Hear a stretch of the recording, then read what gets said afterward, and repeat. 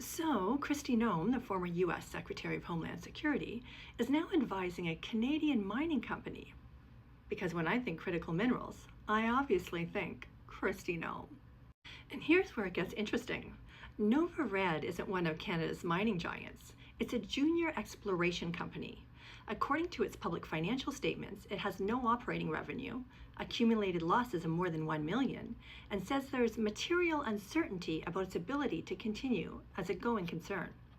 Until February 2026, it wasn't even called Novared. It was called Rumble Resources.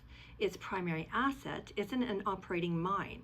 It's a copper and gold exploration project in British Columbia. Then the company starts talking about artificial intelligence, critical minerals, national security, supply chains, and defense. And then it announces Kristi Noem as an advisor. Now here's the part I have a problem getting past.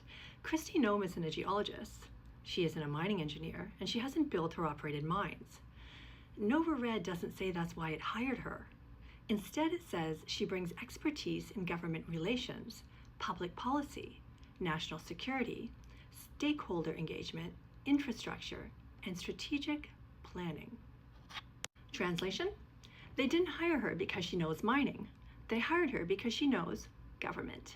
But that's only part of the story. Kristi Noem's time in public office has been highly controversial.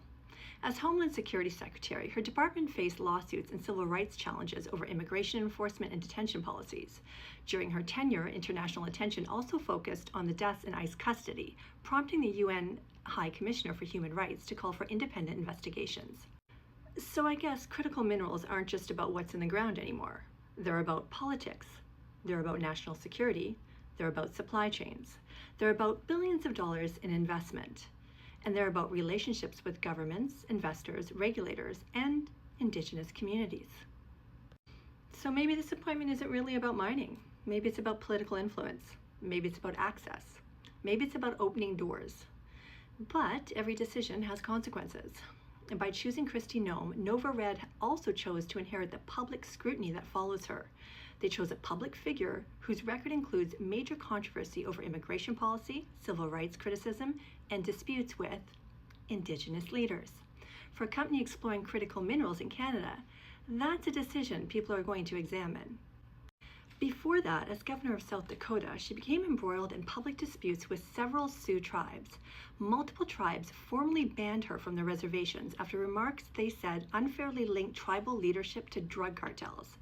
Whether you agreed with those policies or not, they're part of her public record. Now think about that for a second. Mining projects in Canada often involve consultation and relationships with Indigenous nations. So why would a Canadian exploration company choose an advisor whose relationship with Indigenous communities becomes such a public flashpoint? That's a question worth asking. And they should, because when a company makes a high-profile appointment like this, the public has every right to ask whether the choice reflects the values and judgment it expects. If Novared believes Kristi Noem is the right person to represent the company, it should also be prepared to explain why and to answer for that decision.